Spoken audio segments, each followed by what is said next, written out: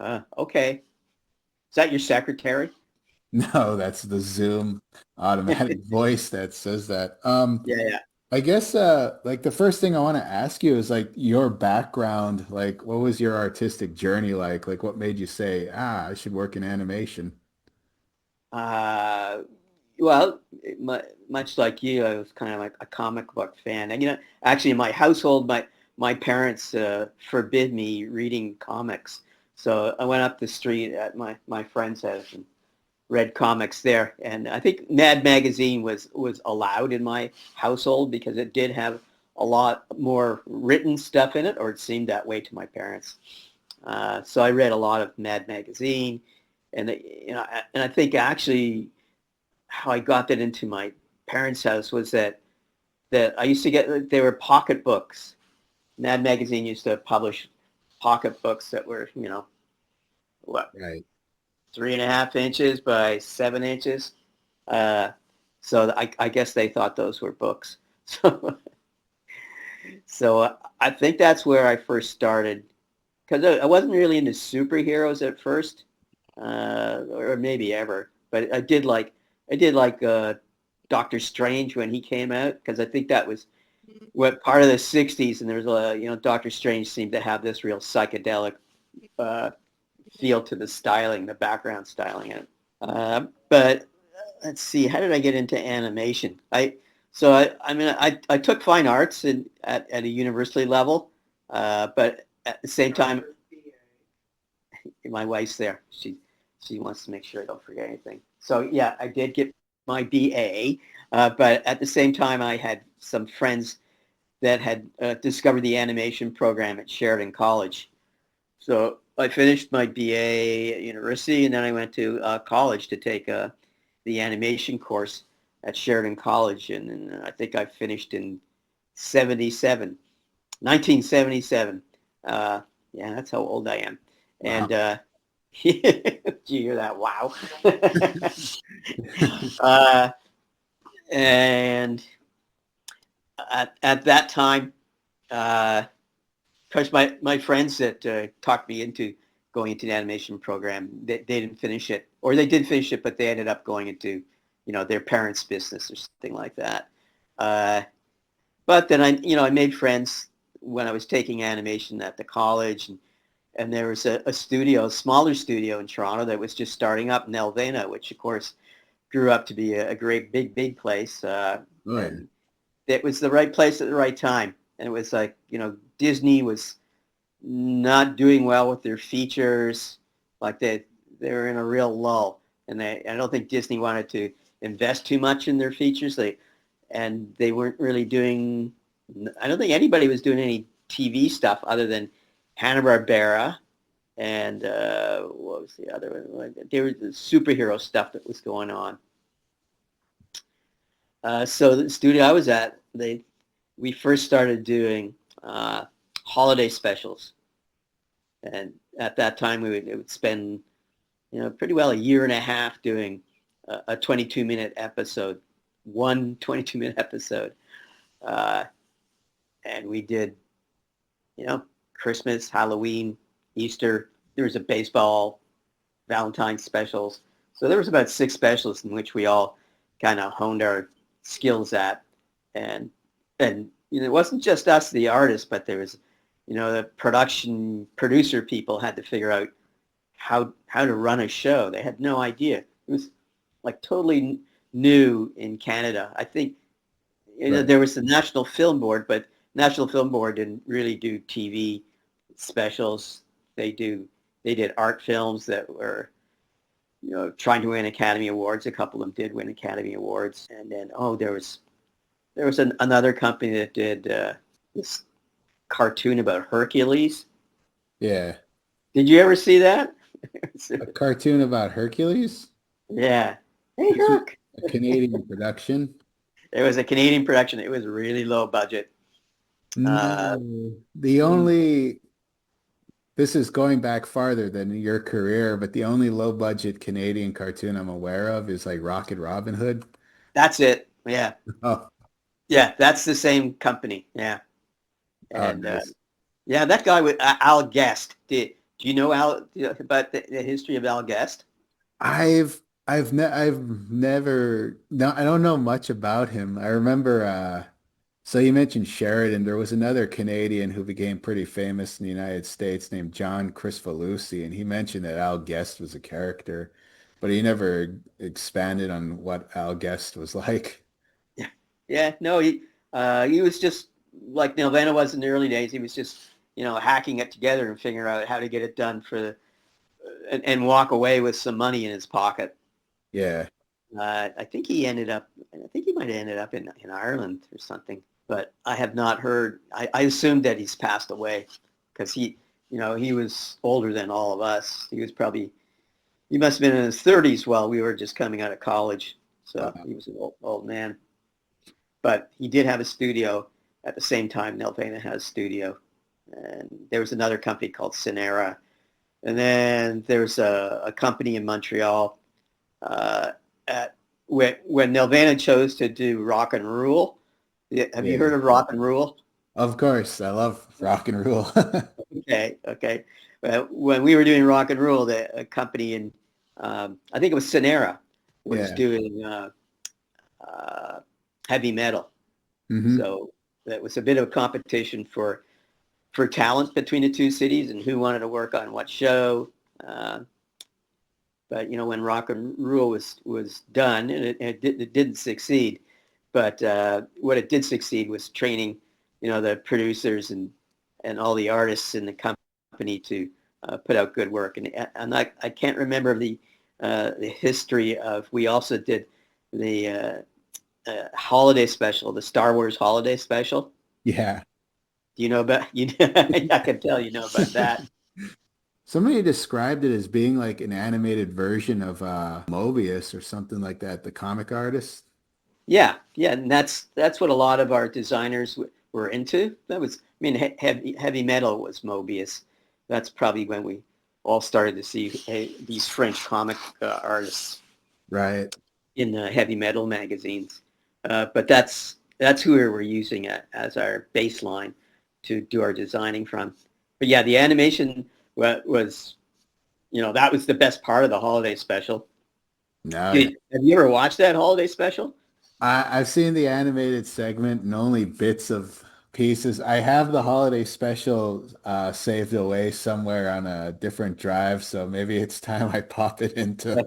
Well, yeah, the live action is something special to watch, and it's hard to fathom that some network producer thought it was okay to air this, right? And maybe it was that at that point that George Lucas had such a huge success and name that they were ready to put anything on. Nobody was going to question what he was doing. I suppose, but the live action stuff is like it seemed as though the people were really high on something. Oh man, that sounds. Yeah, that's probably the environment of New Hollywood at the time. All the young directors coming in, and there was definitely a flood of substances. Yeah, that's Yeah. right. The, the Yeah, late so seventies. you worked on you mentioned Rock and Roll and you're credited on that too, huh? Yeah, I worked on Rock and Roll and I actually animated and assisted on the holiday special. That was like one of the first shows that I worked on. I worked on Boba Fett. Nice.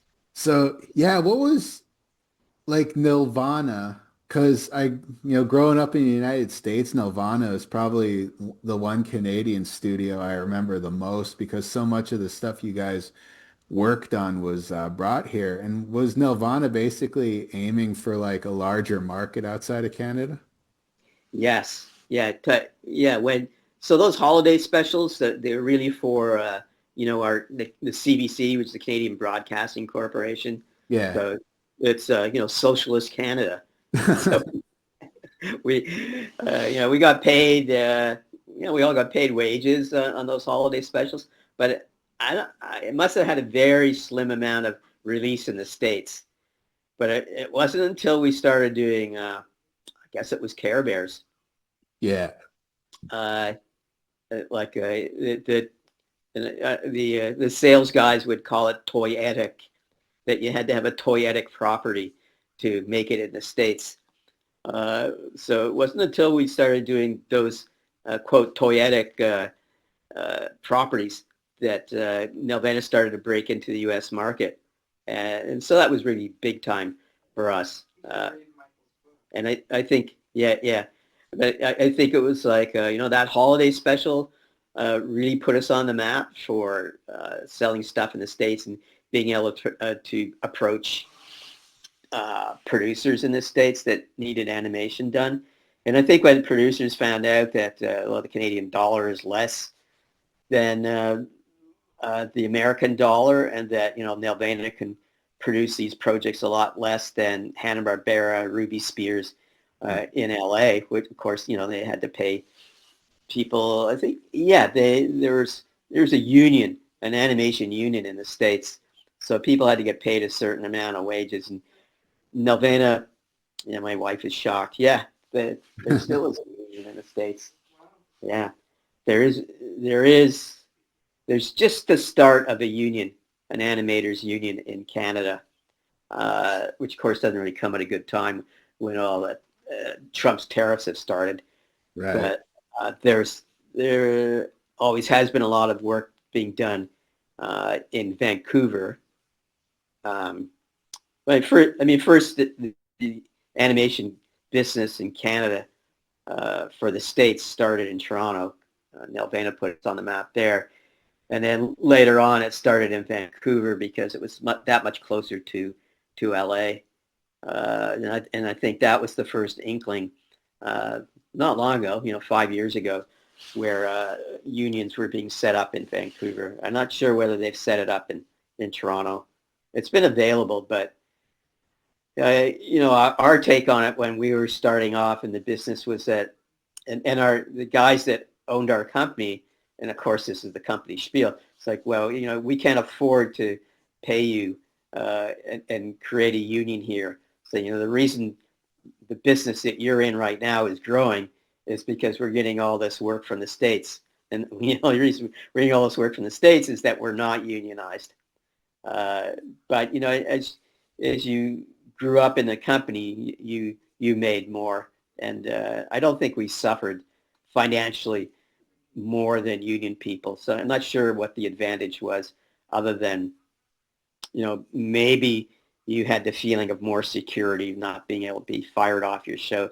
But that didn't really happen at the beginning Yeah. because it was a growth thing at Nelvana. It was just getting bigger, so people weren't disappearing. We were like every year we would hire more and more people from Sheridan College.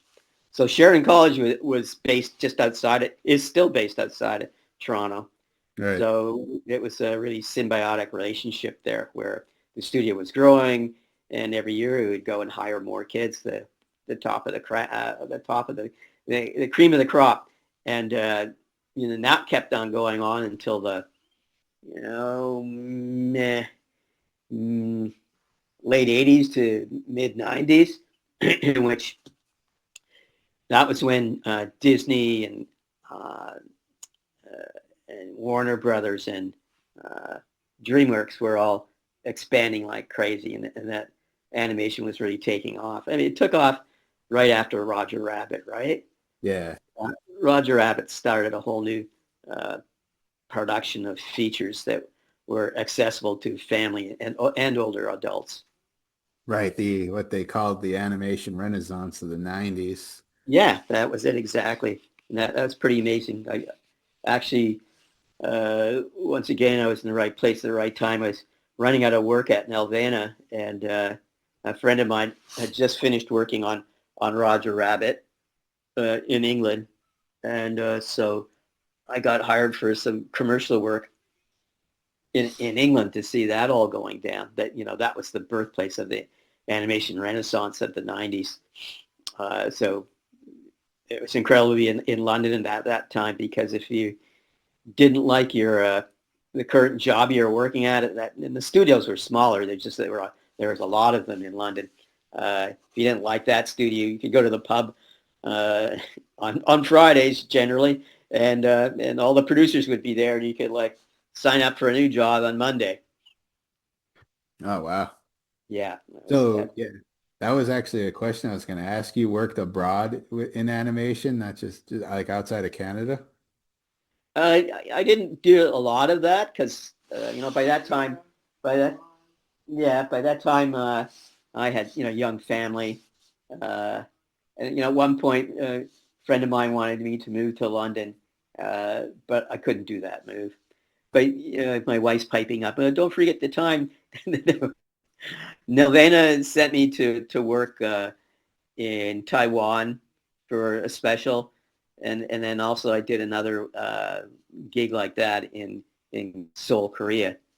Uh, but it, but those weren't for very long. The Seoul and Taiwan were for 6 months maybe, and then I did a quick trip down to South Africa. That was just the beginning of a series, just to make sure that they understood. Oh wow, I didn't even know animation was expanded into South Africa. Okay, so yeah, South Africa. I went to Cape Town. Yeah, Uh, and some of those guys, that was quite a long time ago. Still I get bet. news. I still get news from them. So South Africa. I mean, Africa is a continent, and Yeah. they, they have their own media, and of course they real strong feelings about what they produce. I tell you the truth, I didn't really meet a lot of black people at the studio that I went to in Cape Town. Yeah. Uh, you know, be, because they'd already dealt with apartheid and there was a new government there. They had to hire more and more black people and train them up into the business. Uh, but it was an interesting place for me to go. I was told don't go out at night unless you have police security, Yeah. because either you'll be raped or killed or maybe both. Oh man. uh, but it's odd. Uh, it's beautiful parts of South Africa, but then at the same time, driving from the airport to where the studio was we drove past the district area, which is the ghettos, Yeah. the slums, and I'd never seen anything like that in all my life. It's like I thought it looked like a Hollywood painting. I couldn't believe it. Wow. Yeah. Did you ever see that movie District 9? Only the trailer. Haven't seen Oh, the actual it, movie itself. oh, you should watch it. It's really great. And that guy did it fairly independently Nice. in South Africa. I just assumed that he was a real whiz in effects and knew how he could do these effects like on his own computers set up. That he must have had some good funding for it because they wanted to grow the industry there. Oh wow. Anyways, yeah, that's one of my favorite movies. So moving on to the subject I wanted to really discuss. Here's a little bit of my personal history with Gahan Wilson's The Kid, which Uh-huh. I was probably 11 going on 12 at the time, and it aired in the United States as a TV movie on Showtime, which was a premium cable channel that was competing with HBO. And And your parents let you watch that? they wouldn't have. I had to watch it behind when no Yeah, one was home. And it really like left an impression on me because I mean South Park was already big at the time, but it was that's done with like paper construction kind of animation. So seeing hand-drawn animation that was with adult humor was something that was really new to me. This was before I had seen heavy metal or any of Ralph Bakshi's films, so this was like a completely new thing to me. And actually, it was around this same time that I started seeing, well, I saw the sequel to Fritz the Cat before the original. And at the same time, there was anime that was being imported into the United States that was not kid friendly. right. So seeing hand-drawn animation with a lot of like that was aimed at like adult audiences was like a whole new thing to me. And Gahan Wilson's The Kid was really a part of that. Yeah, I forgot to mention that my friends that went to Sheridan College before me is like guys that I grew up with. like through high school. Through high school, we were all reading Robert Crumb. So Okay. Robert Crumb was a huge influence in what I did. And it was like Mad Magazine and Robert Crumb. I have to underline those. So yeah, Gahan Wilson. So Gahan Wilson was the guy that we always like read his comics in Playboy. Right. So you were either looking at the fold outs or reading Gahan Wilson like comics or Little Annie Fanny, which was is that Will Elder? Is that who did that Yeah, Will comic? Elder, Harvey Kurtzman was the writer. Harvey Kurtzman, Right. creator of Mad, actually. Yeah. So all those guys had connections to Mad, but Little Annie Fanny was really an amazing thing for comic book artists to see in Playboy. Oh yeah. Had So yeah, it was pretty amazing when I think I was working on a series, uh, and I guess Nelvana was approached to do this special and with Gahan Wilson, and I assume my bosses like knew what Larry was like, and they just immediately said, "Well, Larry's the guy for this job." So they took me off the series I was on, which was like a little bit nervous because it was sort of like, wow, series work was like more continuous work, and a special was just a one-off. But working with Gahan Wilson was going to be pretty amazing. And it was great meeting Gahan. But Gahan was at that point in his mid 70s, I'm going to guess. yeah. Uh, and then the main writer that they hired, uh, do you have the guy's name? It skips my mind right now. Was it Stan Daniels? Dan Daniels. Oh yeah. So Stan actually was a Canadian. He was born in Toronto, but moved to the States to work in the film industry. Yeah. So Stan and Gahan were the same age, or very close. So they were like this. They were very tight. They had the same kind of pop history, cultural icons to relate to and story wise, right? Right. And I guess I guess Nelvana was using a lot of tax credits. Do you know how tax credits work?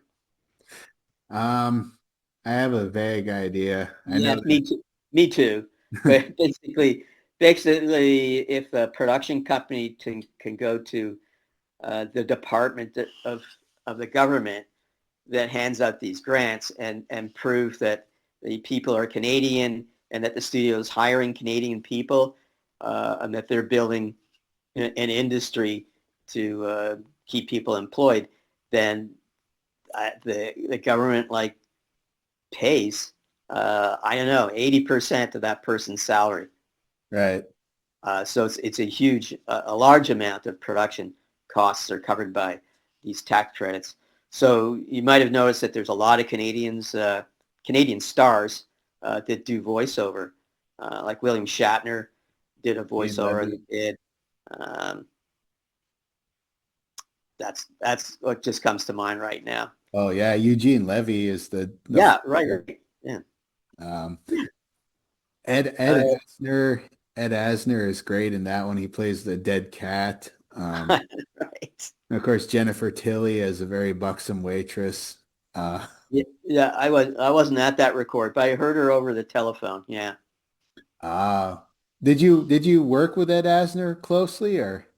No, I just heard these records over the telephone because all that stuff was recorded in the States, Uh, and I assume that Stan Daniels was there because he saw himself as a director or voice or knowing more about voice. He came up the kid that voiced the kid right, uh, was a Canadian, and we, we auditioned. I don't know. We auditioned probably 50 kids uh, on video and sent that stuff off to Stan Daniels to have a look at. And there was one kid that came in, and he was really an awkward kind of kid. Like he was really geeky, big glasses, but was dressing really funky. Like He was really funny looking kid, Yeah. and you just knew it that, oh man, they're gonna pick this kid, but he's a terrible actor. So they did, and and we told Stan, well, look, we understand, like he has the personality, and the few lines that he's read, really sound funny, but he can't act. You can't tell him to change the line after he's read it. And Stan says, well, that's because you guys don't know how to direct the actor. uh, and he was quite adamant that we didn't know what we were doing. So he did go ahead and he recorded the kid for the entire episode. That kid, I don't remember what his name was, and we probably should say it anyways. And when they heard it put together with, the process is, at the same time people are being recorded, we have the script is done. The script is fairly locked in, and then the script goes to the design people, and then it starts being storyboarded. And do you know the process? You must know the process. A little bit. Like I said, Okay, so it goes from script to storyboard, and from storyboard, when the voice track is done, then the storyboard is photographed and timed with the soundtrack with the voices. So right. so when they finally saw the the first kid that they wanted dearly, he kind of looked like Woody Allen. Kind of looked like a young Woody Allen. When they saw the two together, they realized, yeah, that they had made a mistake. I don't think we ever heard an apology from Stan. He said, well, yeah, just get that other kid you guys thought were really great. This one's not working out. So you had to pay off that first kid uh, Oh an wow. enormous amount of money, uh, instead of just paying him for an audition, right? Yeah. I think we had to pay him the same amount as if he had done the entire show for the entire show, right? Anyways, we got another kid in, and that worked out okay. I don't remember who that kid was, but it's probably we had a stable of kids that we all worked with in the series productions Yeah. at Nelvana. So it's probably one of those kids. Jacqueline was the kid's name who voiced the kid. Just the first name. I can't remember the last name, but it was Jacqueline something. Jacqueline sounds like a boy. Oh, hey, maybe it was like an older female And that maybe we got to read as a boy. probably it's pretty common to get like female voice actresses to voice boy I characters. Well, now that you mention it, I know who she is, and her last name on the tip of my tongue. I've worked with her for a long time.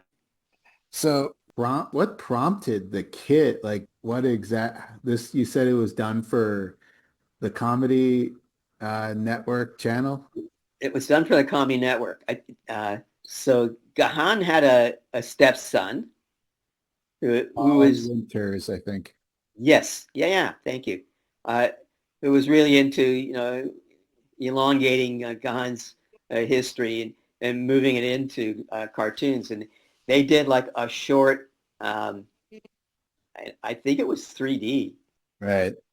It just didn't work out because Gahan's drawing style didn't really suit a 3D medium. It needed to be hand drawn, and it didn't look too bad, but it just wasn't working out as well as it could. But that's where they started, and when they found out that wasn't working out, and they wanted to create a special, which was like three segments, so it's like close to an hour and a half. It was probably an hour and 10 minutes or something like that, because they're usually our segments back in those days were like 20 minutes, 22 minutes. So it's probably just over an hour. And so somehow, well, Nelvana had like an office in LA, and the guys that were running that office would be connected to people that were looking for animation studios. Uh, and so I assume that's how that happened. There was a there was a guy running that office, and his name was Topper Taylor. I won't say anything. No, Topher is the reason that the show that I created got on the air. Birds? That's right. Hey, this guy knows. He's in the know. So it was a real thrill. I got to meet Gahan Wilson, and uh, he was more laid back than my dreams would have felt like. Right? That I thought maybe Gahan Wilson must be a wild guy. The only story he had about I think the whole Playboy thing. I think they're always told that well, what happens at the mansion stays in the mansion. Yeah. So the only story that he would tell us was that he was talking about the Playboy Mansion in Chicago, I guess. Yes. And well, one of the stories he told was that uh, he got his initial job at Playboy.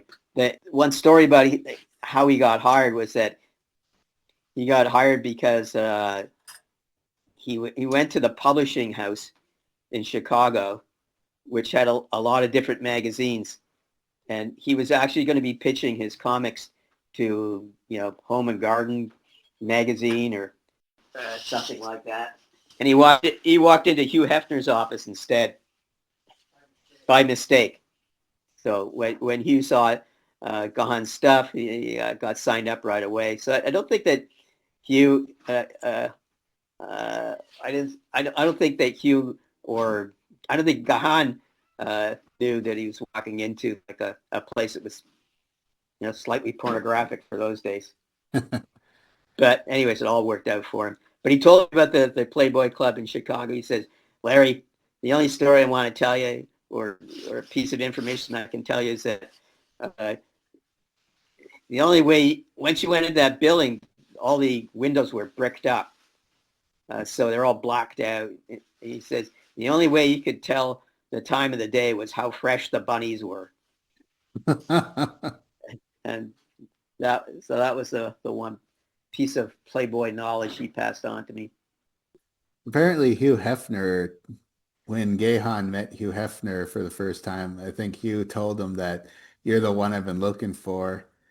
It was because Hugh Hefner was looking for a cartoonist who was like kind of reminiscent of, Charles Addams, the creator of the Addams Family. Oh yeah, yeah. Somebody Huh. with somebody with kind of like almost like a horror sort of oriented kind of humor. Yeah, his answer to New Yorker magazine. Right.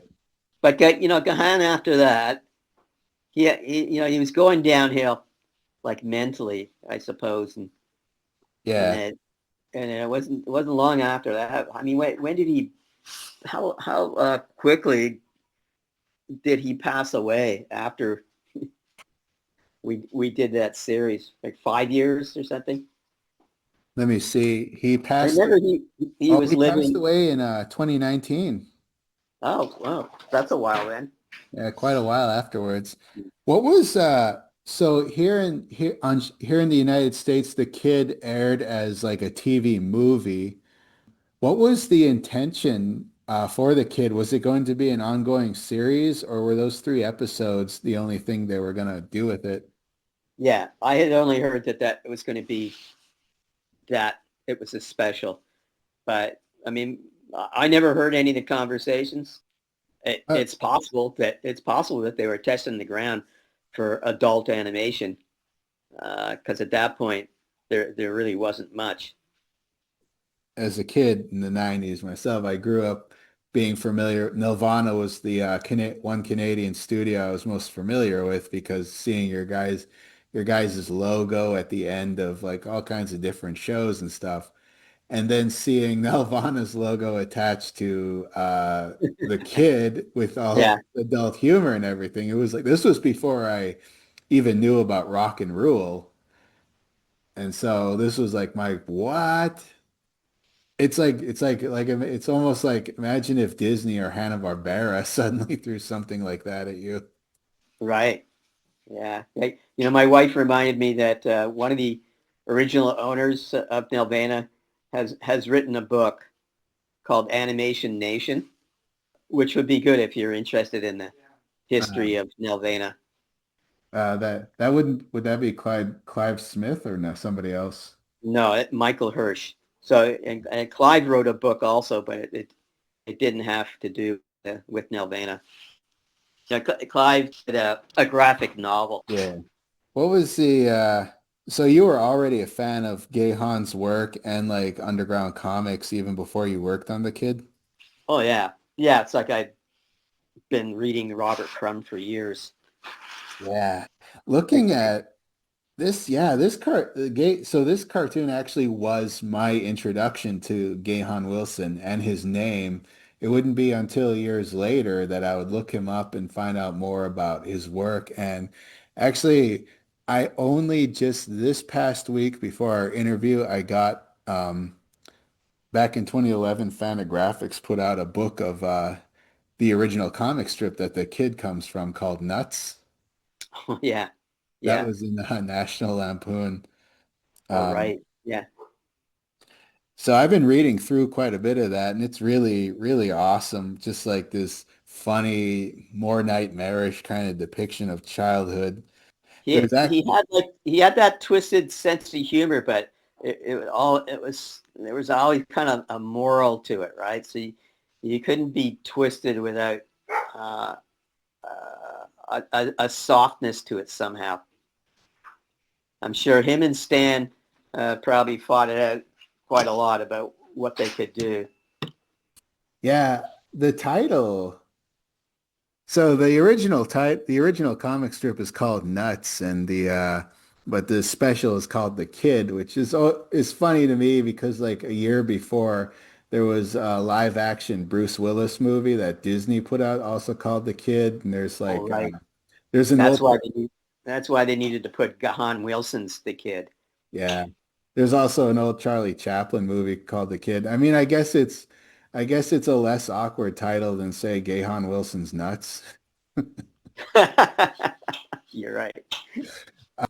What what was so this aired on Canadian television, right? It aired on cut, or was there like any issues with censorship or because it's pretty R-rated material. I, that's a good question. I don't even know if it was on Canadian television.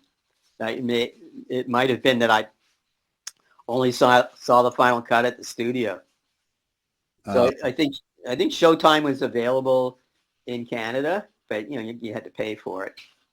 so yeah, it aired on Showtime completely uncut. I had no idea what I was getting into, and I was I don't want to say I was shocked, but I was definitely like, wow, this is really, really something different from what I'm familiar with as far as Nelvana goes. Oh, so I really like just the visual look of the special, did you guys like really use Gahan Wilson as a reference for at least where you wanted to go? Yeah, we tried as much as possible to copy Gahan's style. There's and the characters needed to be simplified a bit because Gahan used a lot of line work. Oh yeah. And in animation, it's about economy of line. So it's kind of opposite. So, we had to uh, simplify his style out a bit. And he was okay with that. I don't think he was totally in love with it, but he was glad it got finished. I think he always had wished that it would have been, exactly like his comics, but there was only so far we could go and get it done. Yeah, like looking at when I watched it as a kid and then I didn't see it again for years and I started rewatching it again. And the one thing that really stood out for me is actually the background art, which seems very like a replica almost of like comic strip drawings. There's like a lot of ink lines in the background and everything. Yeah. Well, and so in the process of animation, like old school, the backgrounds don't move. So uh, if in 22 minutes you might have, let's say, 250 backgrounds, Yeah. but they're not moving, right? So once you've created that background, it's the animation that is done on a level on top of those background that's moving at, well, film moves through the camera gate at 24 frames per second. Uh, and high-end animation will do everything on ones, meaning like there's a new drawing every frame. But for TV animation, it was almost always, two frames. Uh, you would hold it for 2 frames, so it'd be 12 frames per second. So it's like half the amount of drawings. But anyways, it's still a lot of drawings to make that happen, right? Yeah. There's 24 drawings right there. So if you had like a Gahan Wilson drawing with all the hatch work on it, Yeah. line work, things just wouldn't get done. And that line work would boil. So under the camera, and when it was running, when the film was running, the line work would go like that. Wow.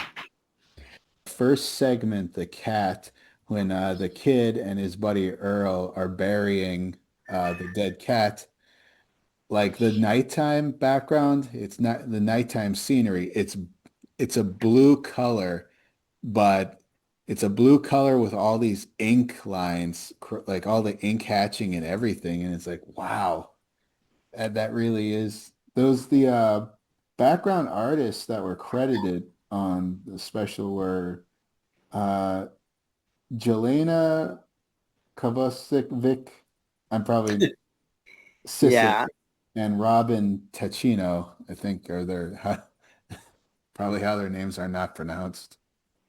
I know Robin Ticino. Yeah, she's no longer Ticino anymore, but she's still in the business. Oh, Uh, and Joanna, uh, I think that was like at one point when the Soviet Union lost Yugoslavia, and Yugoslavia changed into all these different states. yeah. Uh, eh, Before that, Nelvana hired a lot of uh, I guess they were Russian, but they were Yugoslavian uh, people that came out of, because there were big animation studios there. And I think that's where that Joanna girl was from. Oh, Yeah, yeah. so the background artists were, super talented. Like they were, doing paintings for cartoons during the daytime, and on weekends they're like doing fine art paintings and doing gallery shows. Oh, that's awesome. So you yourself, like outside of cartooning, do you dabble in like fine art or anything else? Well, in the early days when Nelvana was doing those holiday specials, we would do uh, we'd be in production for the animation crew would be in production for 9 months, and then I was out of work for sometimes like 6 months. Well, my wife is a potter, and for a while, for about 15 years, I between projects I decorated pots for, and Nancy and I made the rounds to craft shows. Oh, So nice. there was that, and I still draw a lot, just just for my own pleasure. Yeah, that's pretty much all I do as well as I never went professional, so I just draw as mainly a hobby. I have like a huge stack of like comic strips I've drawn somewhere in my Well, room. that's neat. Oh yeah. What was your so when you got onto direct on the kid, was it an exciting project for you or was it just kind of another job? What was your feelings on it? Oh yeah, it was really exciting because, up to that point I've been working on preschool shows like Care Bears, Oh yeah. uh, Strawberry Shortcake, All the classics. Ace. Babar. Yeah, they're very sweet shows. So this was such a welcome break, and it was like you've been talking about. It was like everybody was wondering, wow, is this opening up a new door for adult shows? That eventually came around. That's what uh, the Simpsons uh, got hold of. Chris Felucci, Ren and Stimpy started all that. South Park, of course. Do you remember one of my favorite characters on the show is Bruno, who's the big bully character. Yeah, And the reason why he's my favorite character is because he's set up to be the bully, but he's really just more of like their asshole friend than a yeah. bully. Well, like most bullies, underneath his bully exterior, he's a big wuss. Oh yeah. That was actually the reason I like that character too is because that was very accurate to my childhood. Usually in entertainment, bullies are very like one note, oh, they're the mean bad guys. But in real life, bullies can, as a kid, even the bullies can be your buddies when they're on a good day. Yeah, they all have their story. Oh yeah. Hey, I remember Stan Daniels. Uh, we were I was flown down to LA for meetings, and Stan wanted to show everybody the theme that he had created. And I think he was kind of a bit of a Hollywood, like no, not Hollywood, but a showbiz kid. Like I think his parents were in vaudeville in Toronto. Like they worked at like a Yiddish vaudeville theater in Toronto. So he grew up with that in his blood, and so he's sitting down in his boardroom in L.A. with the guys from Comedy Network, and I think Gahan Wilson was there, and he says, I don't think you guys know, but I'm a musician too." At which point, my eyes are rolling, but of course I'm not showing it to everybody. Oh, here we go. And he whips out a cassette tape, and there was not a boom box. It was like a little player, about this size that he Right. pops it in. And that's how he revealed the theme song. Now, you know it, eh? I'm sorry, and I can't believe I can still like go sing that like That's the one. the dog barking at me. Solo, shut up, solo. I guess the brought it out of him. But yeah, no, even as the years went on, that was the one thing I remembered the most was just that theme song. I had a friend who I showed the kid to recently, and sometimes as a prank when we're about to watch something, I'll tell him, "All right, man, this is going to be the greatest thing you'll ever see." And then, but instead of playing what we're supposed to watch, I'll play that nyan nyan nyan. That's hilarious. That's funny. Uh, Oh man. yeah, we were all shocked at first because we were thinking theme songs. Yeah, it's got to be orchestrated. It's got to like be big, right? But it was Stan's idea of like vaudeville. Like it was a total vaudeville thing. Yeah, Uh, that's so, so Stan was like a difficult character, and I think I've run into this my entire career in Canada because we always end up with American productions, and I think a lot of the Americans felt that they were coming to Mexico to do their precious like shows, uh, and so Stan was that guy, even though he was Canadian. But I guess to be fair, Stan was one of those guys that had to leave Canada to get his career going in LA. So that's what was in the back of his mind. oh yeah, lots of great talent from Canada. Of course, did you interact much with Eugene Levy? I don't know if I asked that already. No, I think he did record in Canada, but because he was living here at that time. No, so no, just in and out of the studio. Ah, that's so he was still living in Canada at the time. That's incredible. Well, he probably had places, place in both places. Yeah, the kid premiered 2 years after what my generation probably knows Eugene Levy for the most was American Pie. He's the dad in that film. And of course, he's just one of the performers of SCTV, one of the greatest comedy shows of all time. something that really struck me with the kid, watching the kid again is that it's like we talk a lot about the adult humor and stuff like that, but a thing that's really like its tone. At sometimes its tone, it's like kind of like almost like something that could be a show that's for kids as well, because like it has like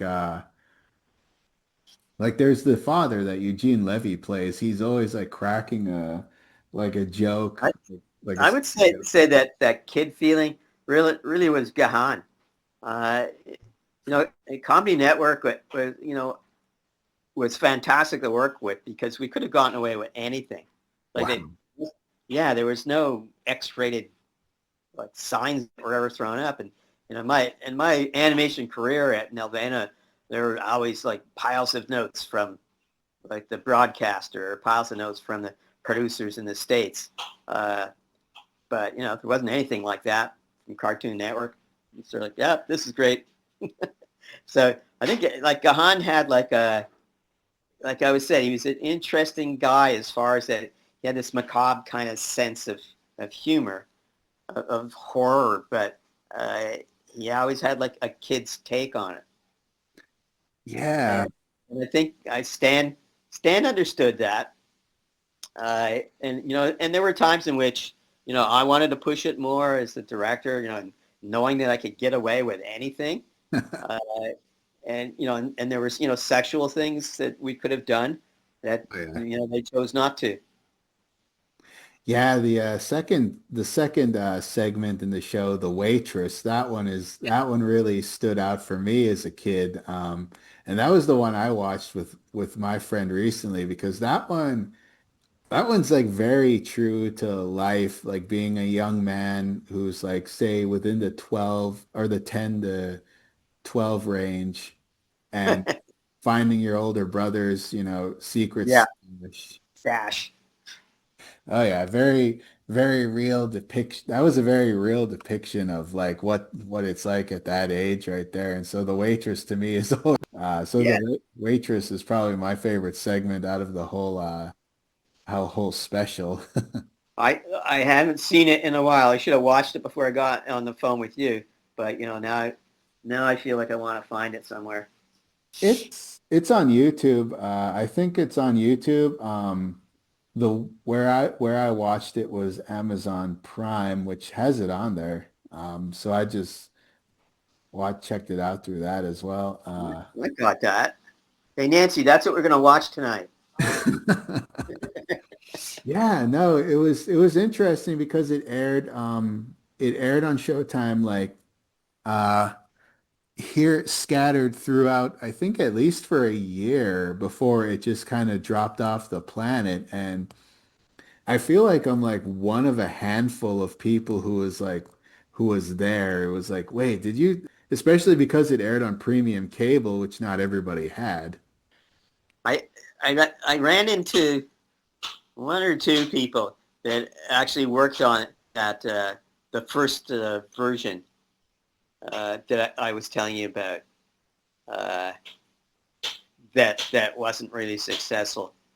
Uh, and of course, there was a lot of grief between what they thought we did and what they, because they felt that they should have been awarded to do the special, but they didn't get it. Uh, Now, the thing, most of the crew who worked on the kid, were they also the same crew you worked with on Birds? Mm, some of them, I can't remember specifics, but to be sure, some of them would have been, yeah, right, like Robin Ticino.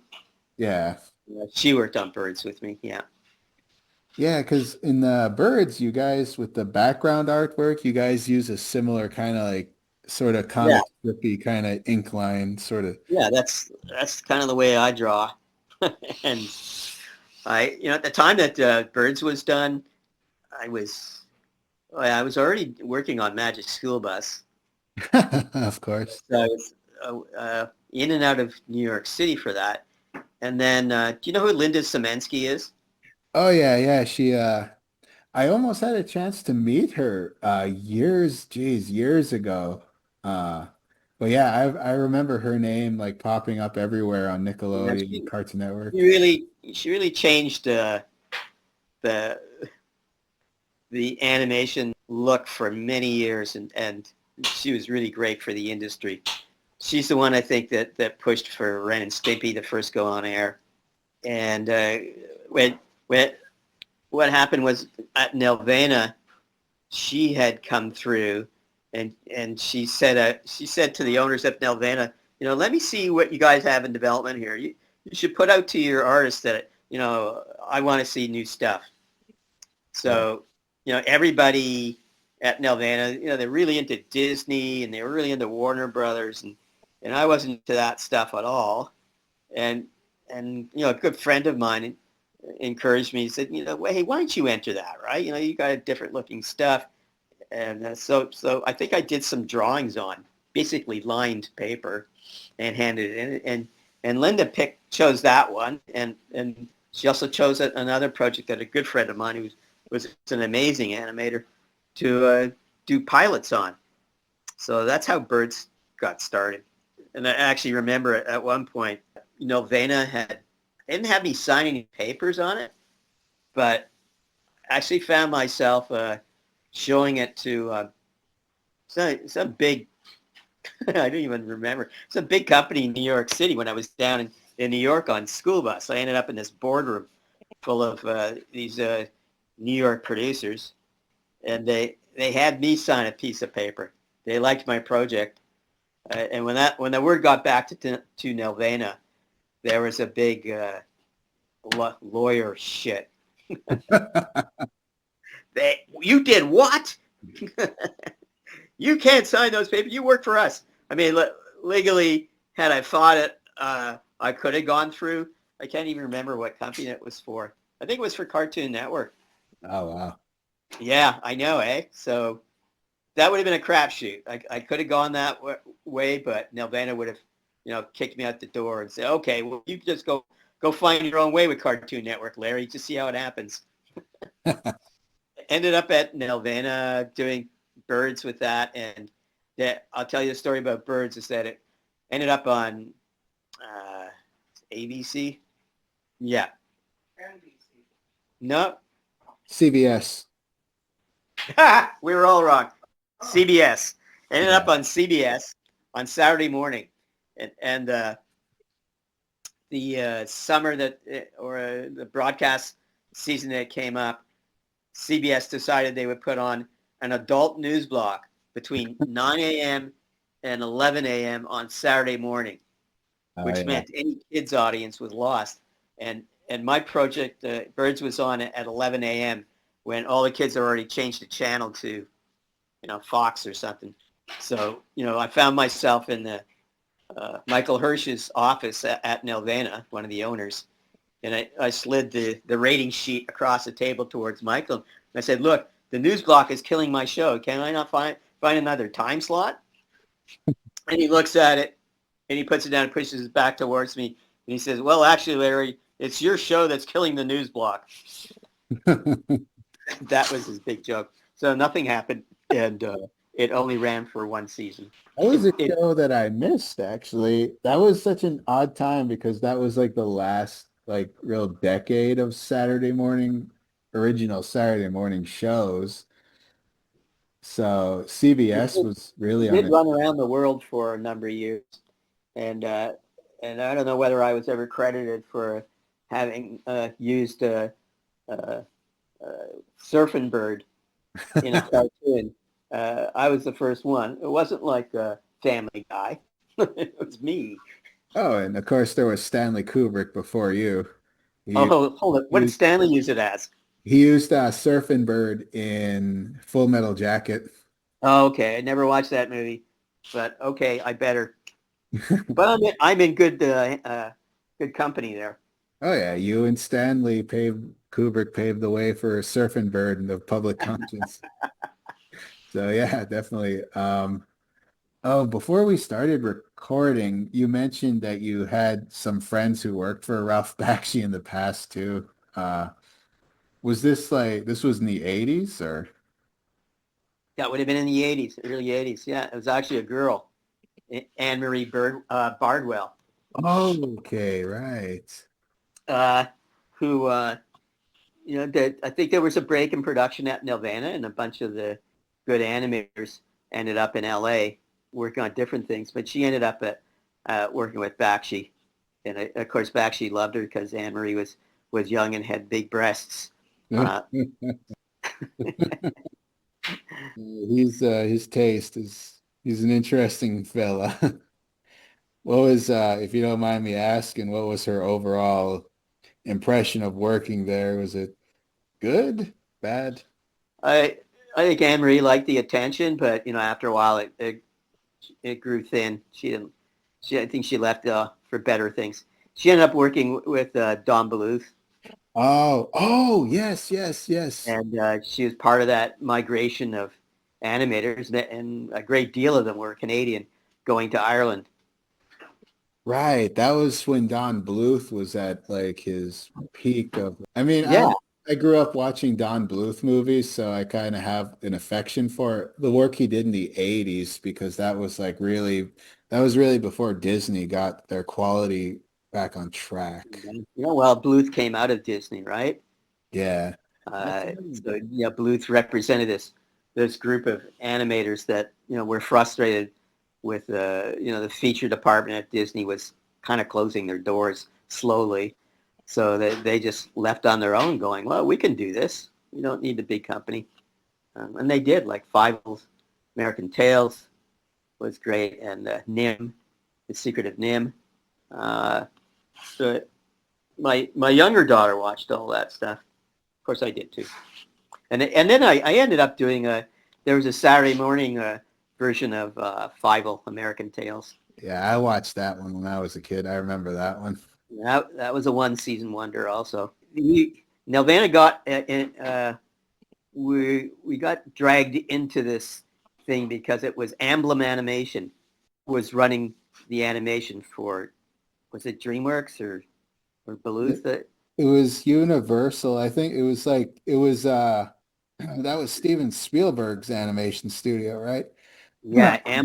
Emblem Animation, right? So they were developing Fievel to be a Saturday morning cartoon, but the season usually would happen that something got greenlit in September, October.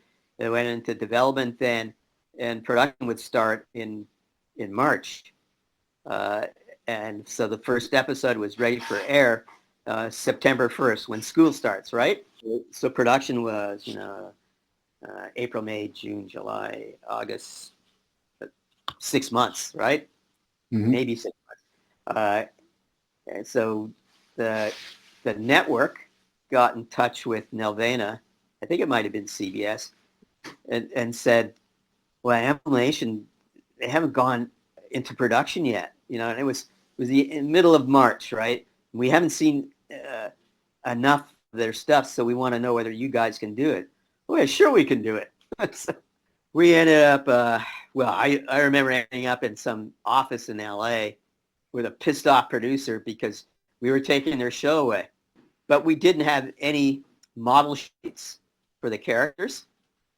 And we figured, well, that's the least that these guys could give us. But we ended up down there, and they said, okay, you've got one of you. I was there with the producer. They said, one of you can go into our vault, and you have a half an hour to find what you need. That was it. So luckily, I had known people that worked on File in Ireland. I know people that were on staff, on the Blue staff, and that's where I got production model sheets from. Don't tell anybody that. Keep it a secret. That's on tape.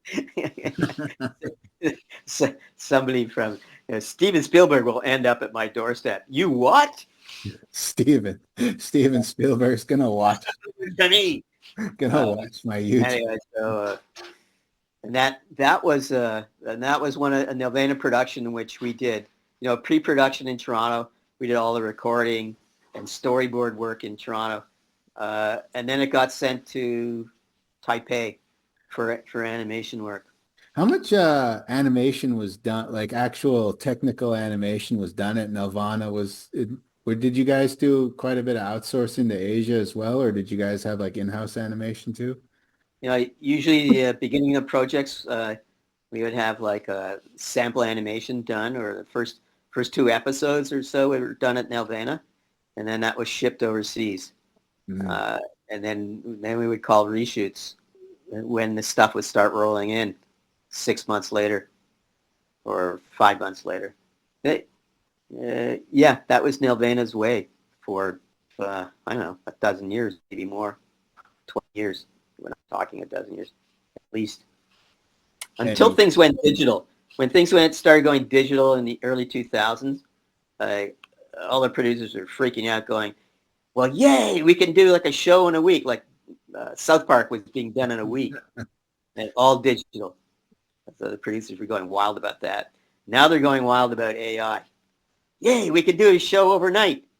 All we have to do is type it in. the kid done? Was there any like digital or was it all cell, the kid? Kid was all cells, yeah. So I'm not sure where. There's got to be a stack of those somewhere. Yeah. Yeah, I have no like cell work from the kid. You know Oh, what? I wonder whether that all belonged to Gahan and Paul Winter. probably. It could be like just some box, like some in like a garage or an attic somewhere. It's just Well, yeah, full more like of a shipping container. shipping container, yeah. So yeah, Nelvana was a very commercially minded studio, but you mentioned like Canada's history of animation, of course, is mainly like these short films produced by the NFB. Like very that was I watched quite a bit of Canadian animation when I was a kid too, because Cartoon Network used to have a show called Oh Canada, and that's where they would air like all these Canadian films that were produced by the NFB. And so my impression of like, because I didn't know Nelvana was Canadian at the time. And so my impression of Canada was like, whoa, this is like their Soviet Russian animation or something. The NFB did hire a lot of Soviet people. Yeah, Oh, it wow. was. Yes, it was quite foreign in those doors. Yeah, like remember I told you there we had hired a bunch of animation people from Yugoslavia, and that was in the 80s and 90s. They were trained there. And, yeah, and then, but that was already happening at the NFB.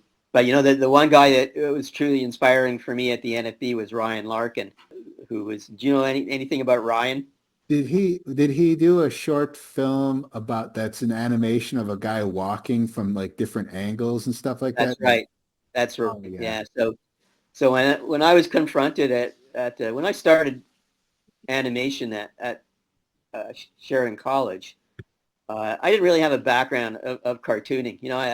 I would dabble in trying to draw like Robert Crumb, but I was more of a classical artist at that point.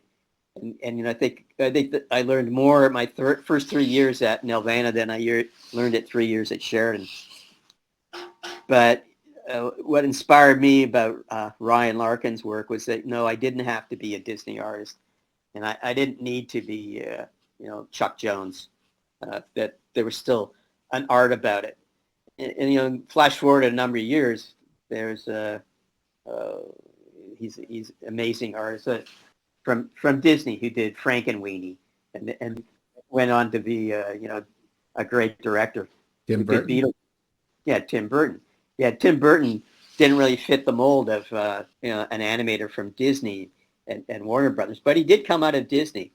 So he had those skills, but he kept his own style. So that that was inspiring for me that I could continue being an animator, but not definitely fit into the mold that a lot of guys I went to Sharon College with could already animate and draw that way. Ryan, you should watch actually. There there was a film done by the film board. It was done uh, in computer. It was done by Chris Landreth. I remember that name, and it's called Ryan. Yeah, so look him up, Chris Landreth. I don't know where Chris is now. but he was like one of the first guys to dabble in some artistic 3D animation. And he did this very surreal film about the life of Ryan Larkin, because Ryan ended up on the streets, like he had cross addictions. Let's say, yeah, my wife wants to add mental illness. I think there was a book written about Ryan Larkin not too long ago too. I hadn't seen, I want to say maybe a year ago or two that I actually finally saw Ryan that film I was talking about by Ryan Larkin, the one about the man walking and from different angles. Yeah, it's called Walking. It's Oh, just okay, it's called yeah, Walking. it's just called Walking, and then he did another one called Street Music, and it was yeah, he just like zoomed the camera around, but just all on paper. Yeah, it's pretty amazing. What was the other Canadian cartoon that stood out? And it stood out because it became a series too. It was called Bob and Margaret. Oh yeah, David Fine. Yeah. Was the Bob and Margaret show, was that done at Nelvana or no? It was. Yeah, that was actually done at the same time Birds was. Oh, nice. I'm not sure what network it was on, but it was on a good place. Here in the United States, I think it aired on Comedy Central, which was the same station that broadcast South Park. Right. So there's another NFB guy whose his name's Frederick Bach, Bach, Frederick with a K, Frederick Bach, and he did a lot of well, it was all hand drawn, but it was just the technique was that he would render it with pencil crayon and pastels. Mm. As far as your own taste in like let's say film goes, are you like what as far as your own taste in film goes, are you like into more arty and experimental stuff or do you just prefer straightforward entertainment? Okay, so the other night I really enjoyed the Wes Anderson movie that we watched. What was that called again, Nancy? Some people don't like Wes Anderson, like this and this. You know what I'm talking about? Oh yeah, yeah. Oh yeah, the Phoenician something or other. I don't think I've heard of that one. The ones I remember are like Rushmore, The Royal Tenenbaums, Life Aquatic with Steve Zissou, which has animation by Henry Selick, who worked for on Tim Burton's Nightmare, or was the director of Tim Burton's Nightmare Before Christmas. Yeah, I like those. I like pretty well all stuff that Tim Burton does. I wasn't a real fan of the latest Beetlejuice show. I thought they should have let Beetlejuice be dead. But I guess there were people pushing it for, and it was more of a nostalgia revival. We actually saw a, a Beetlejuice stage play on a cruise that my wife and I took last spring, which was fun. Actually, we like Del Toro's like the Frankenstein movie that just came out. Oh, that one I haven't seen. I did see his stop motion Pinocchio that he did a few years ago. Yeah, I enjoy that. I like stop motion. I love the texture that it gives, and I prefer that to most 3D films I've seen. I prefer stop motion stuff. Oh yeah, I definitely have love stop motion more than CGI. Just any, I love it. Me personally, I love anything that's handmade, like from human artists. Uh, especially now with like AI and all of that. Like it's something that's more handmade and has the human touch is something that fascinates me more than like computer code, really. Yeah, there's something to it. It's just satisfaction. It's a good feeling to watch that those textures come to life. And when you're sitting there imagining the animator's hands moving it frame by frame, it's like when you see those recreation of those shots that you'll see on YouTube, whenever the animator's hands are moving like this around the character frame by frame. It's just amazing to watch. It's beautiful. Once in a while, I'll look through like different segments of Pinocchio and just like marvel at it. And it's like, my God, this was done in 1940. Just it feels so much more advanced than anything that Those old Disney features are astounding. Yeah, Pinocchio. Pinocchio is probably my favorite Disney film. I don't like the Broadway plays that have been coming out. I guess I enjoyed. What was the first one that came out after Roger Rabbit, Disney wise? I think that was The Little Mermaid. Yeah, I think I enjoyed Little Mermaid, but after that, they've just been cranking out Broadway plays. Yeah, it's as an adult, it's hard for me to sit through a lot of those movies with few exceptions. So you actually have paid attention to like what's going on in animation outside of your own work? Yeah, I'm interested in it. Yeah, I've really kind of not kind of. I have retired for the last 3 years. The last show I was directing was at the beginning of COVID, but since then I've tried to develop a show, so I have my eyes open to what's going on and still have the ability to pitch something. But as far as the features that are pointed, like the Disney features and DreamWorks, I'm not as interested in seeing that because they seem to have a formula now, especially Disney. And I'm not a real fan of Disney because they have this ability to latch on to a property and bleed it as much as they can, such as Star Wars. Oh So, yeah. That's always the sad case. Yeah, especially when I got older. I was still into cartooning myself, but I was mostly getting into comics like the stuff of Robert Crumb, Daniel Clowes, Peter Bagg, different cartoonists who worked in comics. So at that point, really, the only things in animation that began to grasp me as I got older was more alternative stuff like Ralph Bakshi, and there was this other American animator named Bill Plimpton who did a lot of like really wild stuff. his stuff is great because he does that all independently too. I think he has an animation stand in his living room. We just had a screening of Rock and Roll last week at at the art college here in Toronto Nice. Was it? with Clyde Smith, who was the director on it, one of the owners of Nelvana. Yeah. They closed their doors recently, didn't they? Yeah, Nelvana production. Yeah, they closed the production. I think Nelvana still exists. There's like a distributing department and marketing, but they're not producing anything. It's just going downhill anyways. They struggled for years to create their own properties, but they kept on losing, uh, their senior talent to other places. Well, I think I've covered just about everything there is to cover about the kid. Good. That was Hey, something. Johnny, if you have any other questions, you can email me. Okay. Oh yeah, definitely. And Yeah. hey, Larry, thank you for doing this. It was nice talking to you. It brought back some fun memories and tested my memories on other thing. Oh yeah, it's a pleasure. I'd say send me a drawing or two of your stuff. I'm curious. Oh, I definitely do.